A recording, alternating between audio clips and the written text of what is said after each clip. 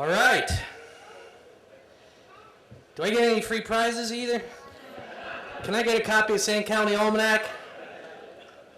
I've only got 20 at home. Greetings. Hello to all you power peddlers and green builders, organic growers and community builders and PV installers and EV chargers, wind generators and wildland campers and school teachers and urban gardeners, tiny house dwellers and backyard chicken keepers, seed savers and root cellar dwellers, food preservers and beverage fermenters, soil sisters, woodland brothers, green new dealers, prairie promoters, chainsaw sculptors, composters and climate justice champions, coffee brewers and syrup boilers, co-housers and recyclers and sunshine catchers and solar citizens and land lovers.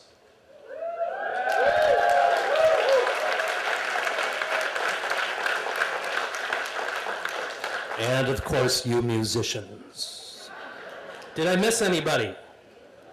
Probably I did, because there's no other gathering quite like this, and there's just too much going on for anyone to cover it all. So thank you. It's a tremendous honor to be here with you all. Special thanks to Buddy and the whole Leopold Foundation team, I think back in the corner there now, and the entire amazing MREA team. Wow. To all the volunteers and presenters and performers, and most importantly to all of you for being the change that we wish to see and need to make in the world. So, all of us, all of you, change makers, have gathered here in an auspicious time and place. This has been mentioned already, so I'll just make it very quick. The 30th anniversary of this fair. How many of you were here at fair number 1? How many of you have been to at least 10? All right. Thank you. How many of you have read a St. County Almanac? Oh my God. So tremendous overlap. You are one big Venn diagram out there right now. So after 70 years of a St. County Almanac, I think we can fairly say that Leopold's words are timeless. We abuse land because we regard it as a commodity belonging to us. When we see land as a community to which we belong, we may begin to use it with love and respect. So there's something symbolic in this juxtaposition and coincidence of anniversaries in this partnership. And let's just pause a moment to think about that. Both this fair and Leopold's book are products of the sand counties, of this place, of this soil. And secondly, it represents a convergence of these two profound devotions, our love of land as a community to which we belong, and our work to positively transform our energy systems and ways of living on the land. So in gathering, all of us are affirming the continuity between the conservation ethic that Leopold gave voice to in his generation, the commitment to sustainability that the founders of this fair activated in their generation, but most importantly and especially the aspirations of all those in the next generation to forge a more resilient, just, and healthy future.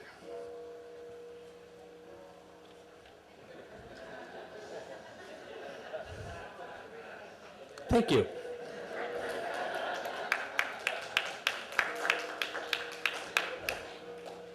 So, how many of you in here are under the age of 35?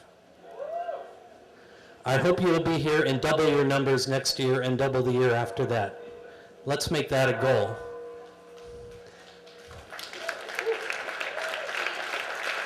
Finally, a thank you to the storm gods for holding off the rain.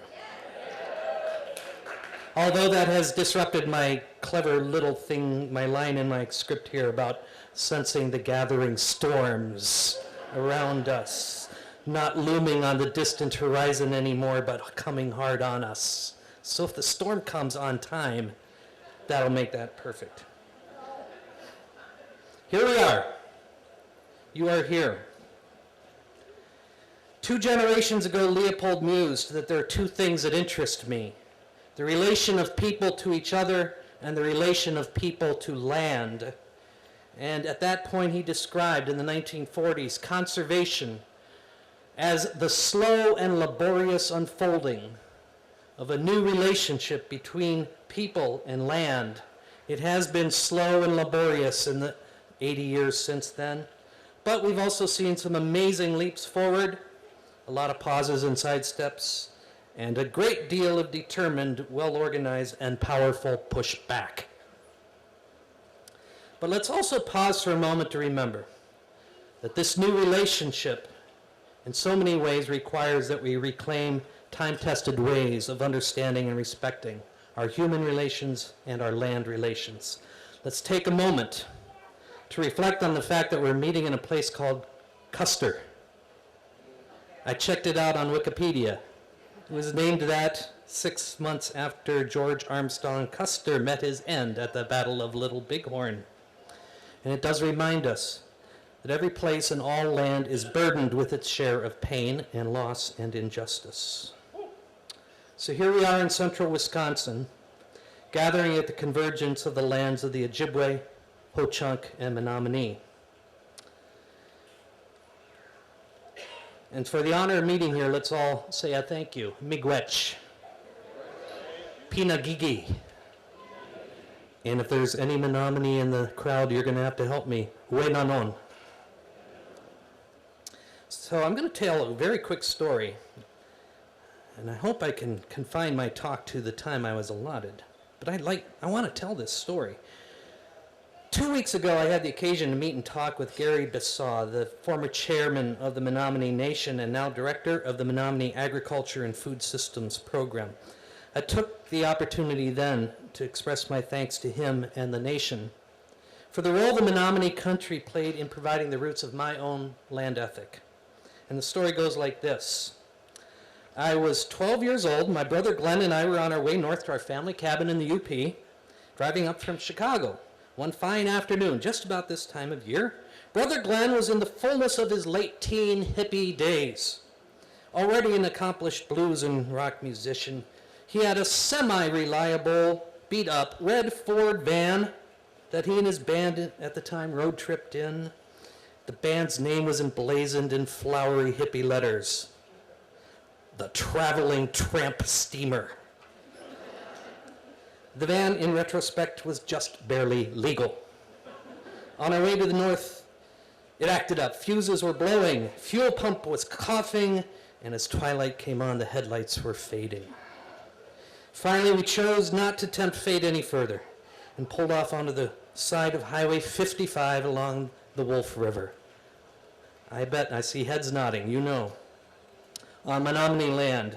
When we awoke in the morning, the sun was streaming bright yellow beams through the high canopy of tall white pines. Taller than any trees I'd seen, taller, of course, in my memory now.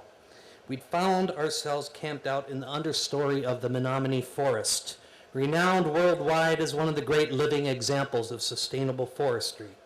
The forest and the people sustaining each other for generations. And the vision of those trees and that light that morning has never left me. It was that gift that I thanked Gary Bissaw for when I saw him 2 weeks ago. And maybe there was magic that morning because my brother Glenn and I did make it to our destination.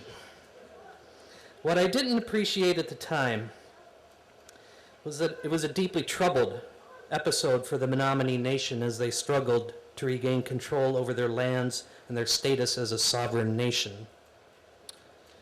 Amid that great pain, the Menominee were striving for biocultural resilience, persistence, and self-determination. And they were showing how to do so by keeping their people connected to each other and to the forest. They were reclaiming and abiding by a land ethic as old as Wisconsin's landscape.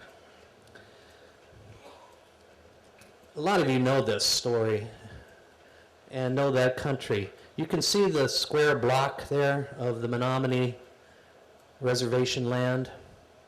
And often it is said you can see that from space. I'm going to prove it to you.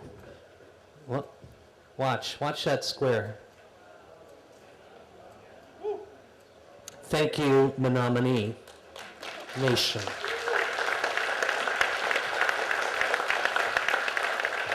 So let's keep that example in mind as we gather in this time not just of crisis, but of converging, social, political, economic, and environmental crises. Let's keep in mind that it is also a time of converging responsibilities, opportunities, and possibilities. That's what this fair is all about. We do need to talk about the crises for a moment. Not that we much have to. You are all here because you're already attuned, you already care, and you're already acting.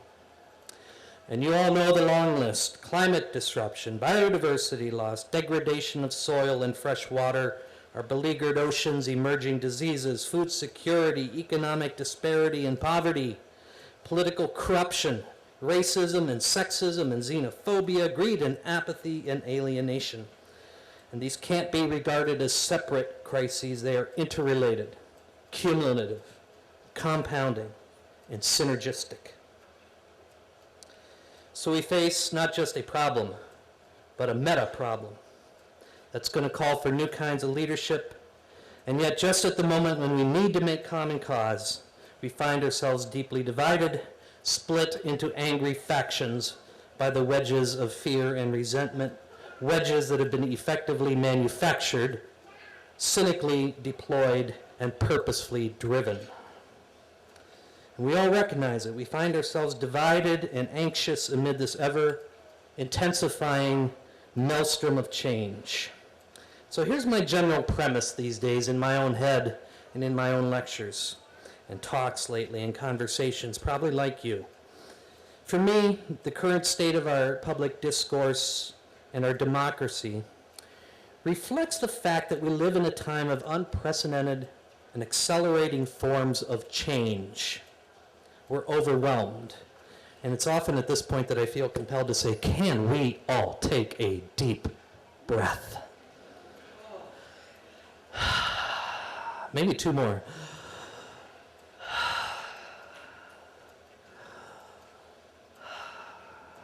Audience participation. So let's think about this time of change. We are all subject to rapid social, economic, technological, political, and environmental change. And there's not a single attitude toward it. In fact, it's diverse, conflicting attitudes about change. Some forms of change invite resistance and denial and anger and desperation and fear. Others inspire eagerness, excitement, enthusiasm, and desire. This was captured earlier this year. Of course, there's always reports. You can't open the news anymore without seeing some new report on the global situation. This one caught my eye, though, back in February, a report out of the UK, in which scientists, this is the report from BBC, were warning of a potentially deadly combination of factors, these things that I just mentioned, saying that these factors are driving a complex, dynamic process of environmental destabilization, and it's occurring at speeds unprecedented in human history, and in some cases over billions of years. They interviewed one of the scientists who took part in that study, saying that this century will be marked by rapid social and environmental change. That is certain. What is less clear is if societies can make wise political choices to avoid disaster in the future. Indeed, wise political choices, that may be the understatement of the millennium. And it's with this kind of swirling, rapid change all around us all the time that we can look back and appreciate Aldo Leopold's early grasp of this reality. From 1933, midway in his life and career, a harmonious relation to land is of more consequence to civilization than the historians seem to realize. Civilization isn't, as they often assume, the enslavement of a stable, constant earth. It's a state of mutual and interdependent cooperation between human animals, other animals, plants, and soils that may be disrupted at any moment by the failure of any of them. It's one of his early statements of what would become the land ethic in his St. County Almanac. And you've all read these words. I saw your hands. The idea of the land ethic enlarging the boundaries of the community to include soils, waters, plants, and animals, or collectively the land. Connection and community, those are the key words and the themes that made Leopold's work revolutionary in his time and that continue to challenge us and the status quo today. For when we acknowledge our connections, we acknowledge ourselves in each other. We see our shared fate, and we increase our capacity for resilience. So with that in mind, I'm going to spend most of the rest of my talk exploring connections in 4 ways. And I want to emphasize one point, though. That's why I asked for who's under the age of 35, because I'm targeting you guys right now. Those of you born since the first Renewable Energy Fair, I want you to think about your role and opportunities to overcome division and strengthen our connections. And the first is the one that I've already touched on, connections across our many and varied interests. And on this score, we ought to be encouraged. Just by being here, we all demonstrate the creativity and shared commitment to conservation, sustainability, and resilience, call it what you will, across so many fields and areas of work. Just look at your program. Think of all the things you've listened to and heard in the last couple days. And take heart, because you all are at the forefront of positive solutions to that big meta problem. You're not wallowing, you're not waiting, you are at the brink, and you are leading the way. And to you younger folks who are just starting out especially, there are as many ways to plug in as there are talents and interests. Plug in any way that works best for you, that appeals most to your sense of adventure and your talents, because we need all hands on deck in all fields and all kinds of work. And I'll guarantee you, part of the excitement going forward will be the connections that you generate and that you grow just by coming to a meeting like this and the work you will do after leaving. The second area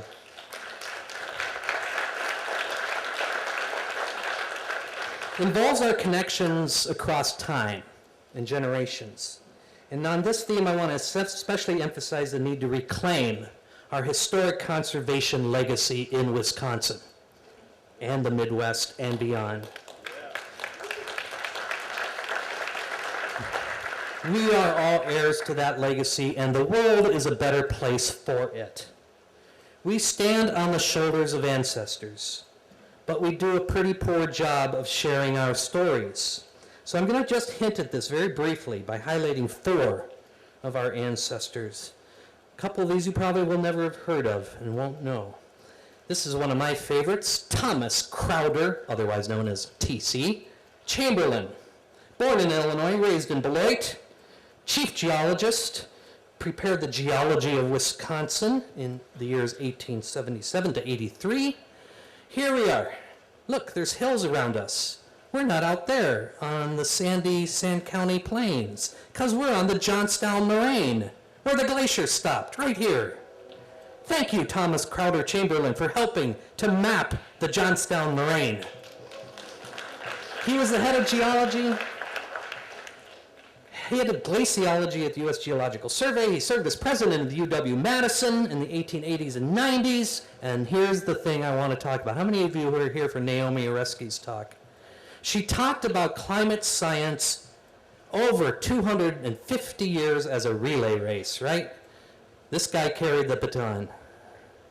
In 1899, he wrote a book, An Attempt to Frame a Working Hypothesis of the Cause of Glacial Periods on an Atmospheric Basis. That book explained why concentrations of CO2 in the atmosphere had led to past climate change. This guy described the global carbon cycle. He is one of our Wisconsin own. Every child in this state should know who T.C. Chamberlain was. As well as this woman, Wilhelmina Labuddy, one of my favorite names. Also in the Conservation Hall of Fame, she helped to create and pass the 1935 law mandating conservation education in every school in Wisconsin. We were the first state in the country to do this. Wilhelmina said this, Conservation is not something to be practiced by certain individuals or a few groups on rare or frequent occasions, as the case may be. It must enter into the very fiber of our daily life, and its essence must permeate every civic activity. And my even more favorite quote from Wilhelmina, she said this: "The women of the state have become interested in conservation, and when the women enter, the furniture gets moved about."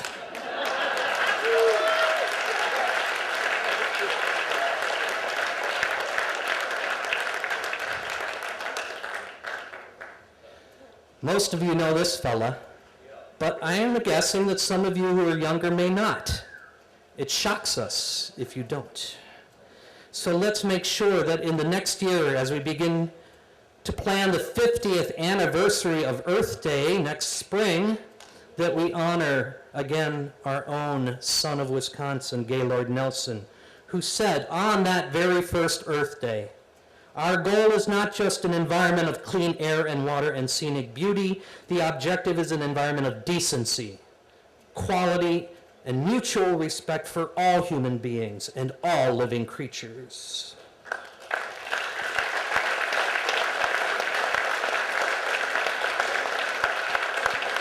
Gaylord and all of those who participated 50 years ago had a broad and inclusive vision, and it was rooted in justice.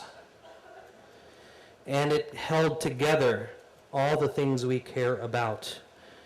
Dan, I'm calling you guys out. These guys on the first Earth Days, high school kids, went around and did programs. They'll tell you about it because I'm going to make them tell you about it. And the last one I want to point out is a voice from our northern shores up there on Chequamegon Bay, and it's Walter Brissett. Anyone know Walter in here? Yeah. I never had the opportunity.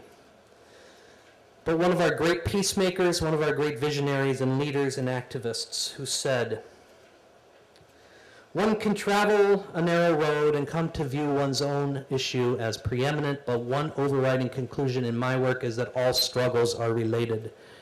He fought for native sovereignty, hunting and fishing rights, but more than anything, he fought for humanity. He fought for keeping peace in times of great division and tension. Most of you who are of an age will remember the Walleye Wars that he helped to diffuse, confronting racism and justice issues in his own calm, determined, and quiet manner.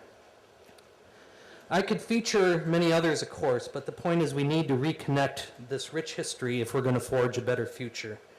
We've been through some dark times in conservation and environmental stewardship in Wisconsin and beyond in recent years. If we're going to have a new birth of creativity and commitment, we'll have to come from all across the age spectrum. So do you elders, listen to the next generation, tell your stories, share your life lessons and perspectives, step back, make room, create opportunity, be a mentor, provide vision, bare your heart, and speak your truth. To you youngers, listen to the elders and push them. Create your stories. Don't wait for leadership to emerge. You are already leaders. Imagine renewal, make mistakes, and forge on. Find a mentor. Connect to your place and invest yourself in it. Give your energy, follow your heart, and speak your truth.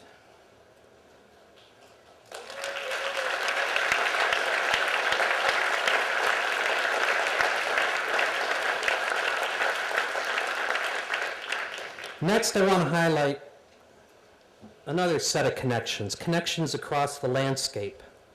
And by that, what I mean especially is the divide that's opened up between our cities and our rural communities.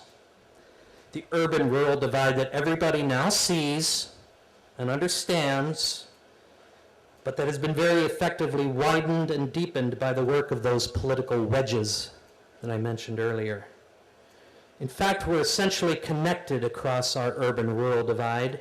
We're connected by water and food, by species ranges and migratory pathways, by economic links, and by our family connections. I'm going to read a very one paragraph from something I wrote on this theme actually quite a while ago, 15 years ago. But I reread it in preparing for this, and I hardly had to change a word.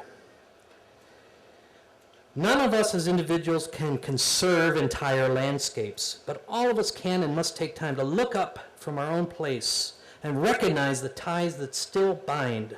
Only then can we build what we desperately need, a coherent conservation vision that reaches from the innermost city to the outermost wilds, that recognizes the dynamic connections across the land, that includes reinvigorated urban cores and neighborhoods, reclaimed industrial districts, suburbs retrofitted and prepared for a post-fossil fuel future, vibrant small towns and cities, sustainably managed farms, ranches, forests, and fisheries, coastal waters, surface waters, watersheds, wetlands, and aquifers that are carefully conserved, monitored, and restored, lands whose wildness is recognized, honored, and vigorously guarded. These are the parts of the whole that conservationists of all backgrounds and interests must be leaders in drawing together. All of us feel more comfortable in and more committed to different parts of the whole landscape, but we all lose what we can care for unless we step outside of our comfort zone. For we can dwell on the things that divide us, but we all dwell within landscapes that connect us.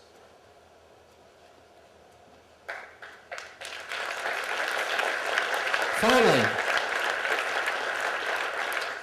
let's take head on the theme that I've already implied and that we can't avoid and that is somewhere in the back or front of our minds as we gather, and that's our connections across the political divide. There's no getting around the hard truth. We're in uncharted political territory. The connections across the political landscape are growing thinner every day. They are fraying. And it threatens not just the health of the land and the planet, it threatens the very viability of our democracy. And I don't think that's an exaggeration. History teaches us otherwise. And I don't have an easy set of recommendations to offer. The forces of division are powerful. A land ethic is simply not a serious part of the worldview behind those forces, if we are honest. That said, the common ground is still there waiting for those who are willing to recognize and honor it. The land is still calling for us to demonstrate our love and respect for each other and for the land. So let's take our encouragements where we can. USA Today, April 22nd, on Earth Day this year. Let's restore bipartisanship on the environment. Feingold and Thompson, a name's familiar to most people in this audience. We're having a year of Earth Day, a year leading up to the 50th. This is what they wrote in that article, and I'll just read it. We urge Americans to become new environmental citizens, people who understand that the environment is at work all around us, including and especially in cities. The environment is not some abstract concept, but something that connects and unifies us all. The environment is embedded in our everyday lives, whether it's the food we eat, water we drink, air we breathe, or communities that we live in.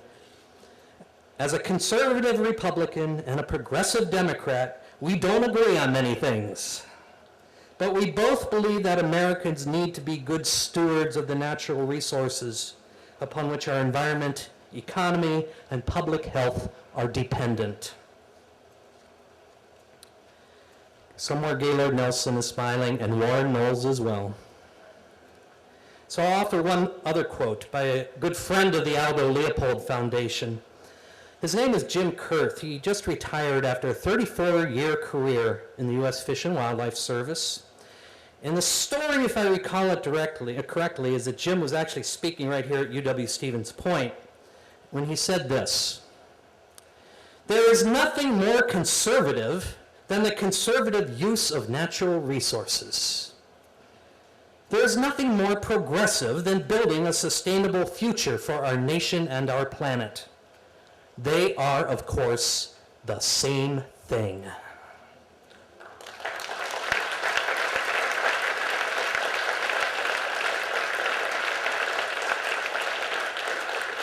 So, let's all work to build connections across our interests, across time, across the landscape, even across our political differences. Let's build connections across the face of the earth. Will they be enough to reverse this curve? I don't know. This is the CO2 concentrations in our atmosphere as of a couple days ago. Will our connections be strong enough to give us solid footing in these times of rapid change, harsh division, and intensifying disruption? I don't know. But let me return to my title. I do believe strongly that the more we consciously and purposefully and deliberately make such connections, the greater our resilience will be. Make is an active verb. It calls us to action. The actions may seem small, but they are real and they can have unpredictable consequences. Consequences like those that followed a pretty obscure professor who published a quirky book of essays and ethical speculations in 1949.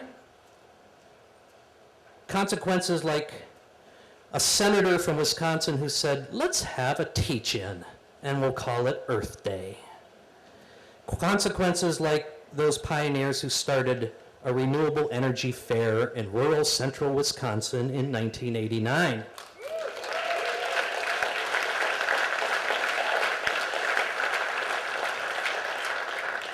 So let's be encouraged. Every one of you have your antennae out there like I do. And if yours are like mine, they are picking up signals. Signs that there is something new going on out there. A gathering momentum as a new generation steps up to defy the forces of division. No generation asks for the crises that are laid before it. No generation understands its own measure of leadership until it emerges. And that generation finds itself capable. And again, especially for the younger folks here, I want to emphasize, you are already leaders. You already are. Don't look up for leadership. And don't ever confuse power or authority or wealth with leadership.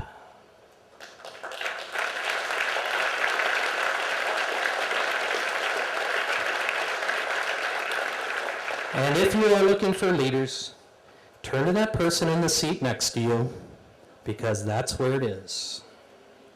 So as we finish the fair and begin to disperse to our home places, I'll finish with just a few last words. First, let's all make those connections everywhere, every day. Second, from our wise elder, our Kentucky sage, Wendell Berry, he recently said this: the threat to precious things will be our advantage. It clarifies our duty. And the final word that I will teach you from my own ancestral tongue. It comes from my late aunt on the Italian side of my family.